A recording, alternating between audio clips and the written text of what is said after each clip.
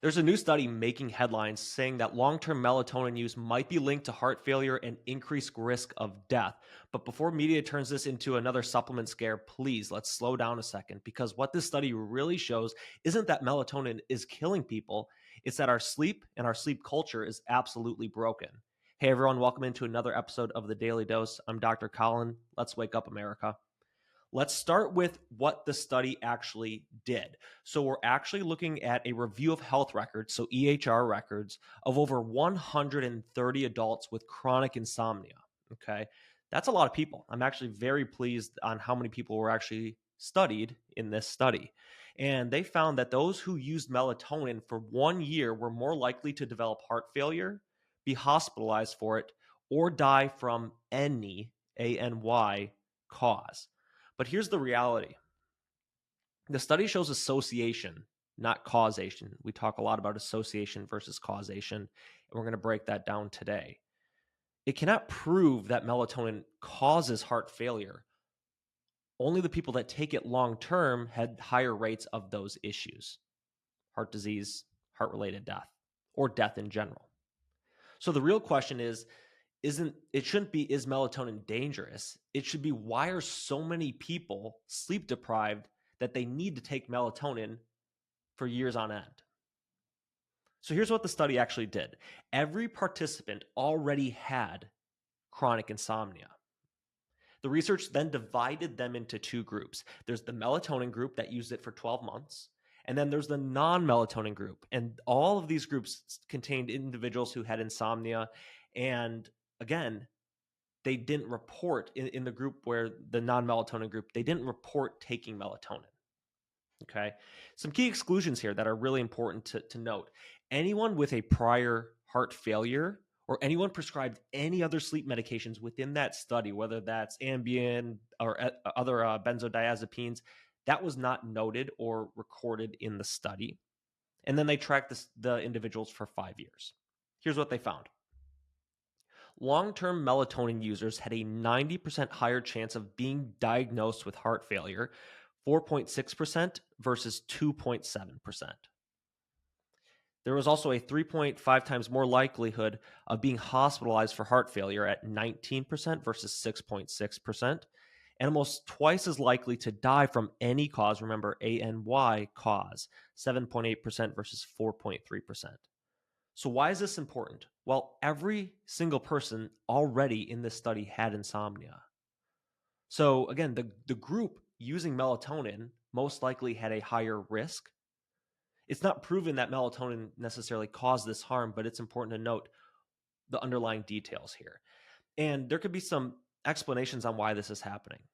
Okay. Remember that the ones that are being prescribed or given melatonin probably had worse insomnia or more sleep deprivation than the ones that didn't take it. Again, these groups weren't just randomly divided. This is a look at EHR records of individuals taking melatonin. So, a couple things that I want to rule out here are some possible explanations, I guess you could say. Obviously, the ones that are taking melatonin probably had more insomnia or more sleep issues or other health issues that caused them to take that melatonin in the first place. Again, melatonin is an antioxidant. We will get into that a little bit later on.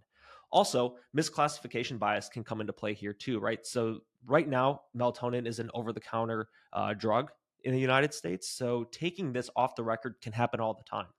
I have so many patients who, when we take a health history and we take a detailed health history, we explain to them or ask them essentially, okay, what over the counters are you taking? What supplements are you taking for your health? And all the time, I would say 90% of the time, they forget about something. And then we circle back to it, or it comes up in conversation at some point in time during that new patient appointment or a consultation. And I'm like, oh, well, I never knew you were taking that. It wasn't on your intake forms. We didn't discuss it when we went over the supplement section or the medication section, but I will note that. So it happens all the time, more often than you think. And on top of it, melatonin can sneak into other supplements. So if you're not reading labels properly, you're going to have a hard time understanding whether or not someone is on melatonin or not. In other words, the non-melatonin group may have actually been taking melatonin too, just might not have been recorded. But what's the bigger picture? Okay. The study shouldn't make you fear melatonin itself. It should make you question how our broken circadian rhythm has really become. Our culture right now is glorifying productivity over rest. We talk about this all the time. I see it when I have friends and family who travel abroad. They're like, it is a completely different picture in Europe. It is. There's more breaks. You actually sit down and eat your meals. The day ends sooner. The work day ends sooner. Weekends are more connected with the environment and families. I feel like that's not the case here in America. We wake up, we have caffeine right away, right? We're not eating breakfast. We get that midday crash. Then when we get home, we're completely exhausted and we doom scroll until we finally fall asleep. Just screen after screen after screen, supplementing with caffeine, other drugs to just get through the day and be productive. So let's talk about melatonin. Really important. Again, melatonin isn't just a supplement that you buy over the counter. It's something that your body actually produces. And I want to set the record straight on that. So it starts with tryptophan, again, something that comes from amino acids, sometimes from proteins like your favorite Thanksgiving meal, turkey. And then what happens is it's turned into serotonin, which is your daytime feel-good hormone. And then a couple enzymes that can actually convert that into melatonin, especially when our body and our eyes see darkness. I'm not going to dive into what those enzymes are because you probably don't care. But again, this happens in the pineal gland, so this does happen in the brain, and that pineal gland is essentially controlled, okay, by the suprachiasmatic nucleus. That's as far as I'm going to go into the biology and the biophysics of that. When light hits your retina, it will shut off melatonin production. And when it gets dark, that production increases. Makes sense, common sense, right? I talk about this all the time. Just use common sense with your health. You'll probably be better off than 99% of people. So what happens is we stare at our phones, we stare at TVs, we're binge watching TV at night. Lena and I are going to be watching Dancing with the Stars tomorrow, and that's going to be going on until 10 o'clock. Probably not good for our melatonin production, but we must see who leaves. Again, what happens is, right, like that melatonin isn't just about sleep. It's also that antioxidant that I was referring to, right? So it's going to scavenge for things called free radicals. It's going to help reduce that oxidative stress load that we have on our body. That's going to help support our mitochondrial function. That's going to help with basically broad spectrum decrease in inflammation, right? So when we take a melatonin supplement, we're not just sedating ourselves, essentially. You're actually replacing a hormone that should be naturally timed based off of what time of day it is. And that's going to throw off our rhythm. That's going to throw off our mood, so on and so forth. So why is our body stopping making melatonin? Why are we not making that melatonin the way that we should be? Here's some big culprits. Cortisol dysregulation, number one, by far number one. Okay. Chronic stress is going to keep that melatonin suppressed. And again, that high cortisol at night, our body's going to think it's daytime, and that melatonin production is not going to kick in, and we're not going to have that deep, restful sleep. Okay. Blood sugar instability, another big one, right? Junk food, eating late at night, it's going to cause that adrenaline spike. It's going to cause our body to not realize what time of the day it is, and that melatonin production is not going to be adequate. We always talk about toxin burden. That's going to be number three, right? So mold, heavy metals, EMFs, blue light, all those are going to be primary drivers for decrease in melatonin production, disrupt the REM sleep as well. We also have to talk about the gut. You can't listen to an entire show without me referencing the gut microbiome. 90% of your serotonin is actually made in your gut. So that melatonin precursor is made in that gut microbiome. If our microbiome isn't happy, the serotonin production is not going to be adequate. And then that melatonin production on top of that is not going to be adequate either. Lastly, poor sunlight exposure. Again, if we don't have sunlight, we have a hard time producing serotonin. And if we don't have enough serotonin, we're going to have a hard time producing melatonin. Again, that morning light in the morning, which is one of the most important things that you can do, is get your eyes in the light in the morning, is going to be really good for setting that clock for nighttime melatonin production. Same thing with nighttime. Those wavelengths of the light that are being emitted in sunrise and sunset are so important for your body in setting that circadian rhythm. So when you're not sleeping, your body isn't broken. Remember, it's a way that our body is trying to communicate with us that something isn't quite right, and just masking it with a pill isn't always the answer. So let's kind of dive into the money side of things here, okay? And here's where it gets real. Right now, the sleep disorder market is worth roughly $32 billion this year, and it's growing up to 10% every single year. So that means right now, the sleep device uh, funding alone right now is roughly $7 billion. They're projecting it to be double that, almost 12 to $14 billion by 2032.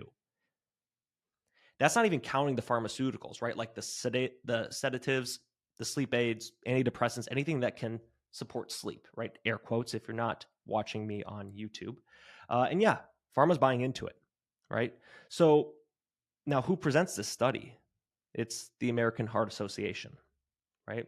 And they receive millions and millions and millions of dollars in corporate donations, including from pharmaceutical, medical device companies, so on and so forth.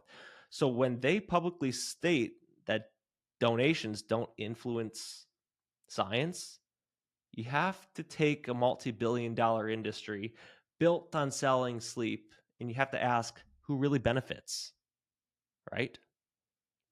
Just something to think about. So, what's the takeaway from this?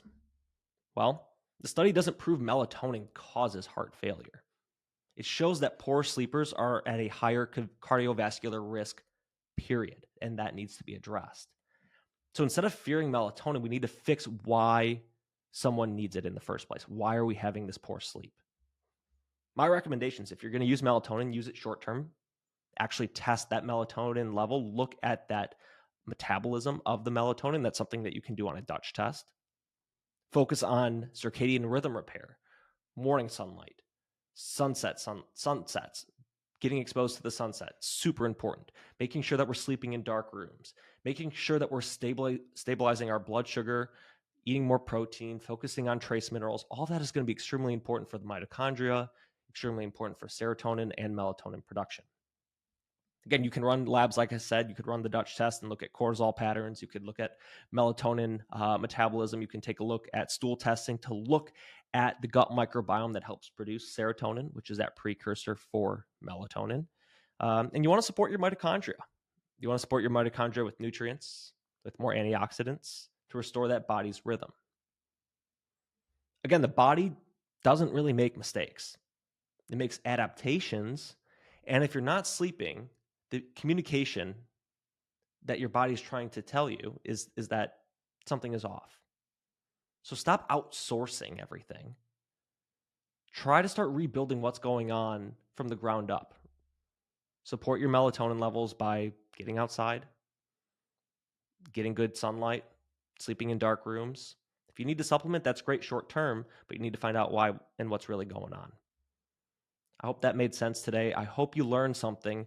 Again, when studies and headlines pop up, you have to take everything with a grain of salt. Dig a little bit deeper, and if you don't know, you can always reach out to me, and I can break it down for you on a Daily Dose episode. Thank you all for listening. Have a good rest of your day, and I'll see you all next time.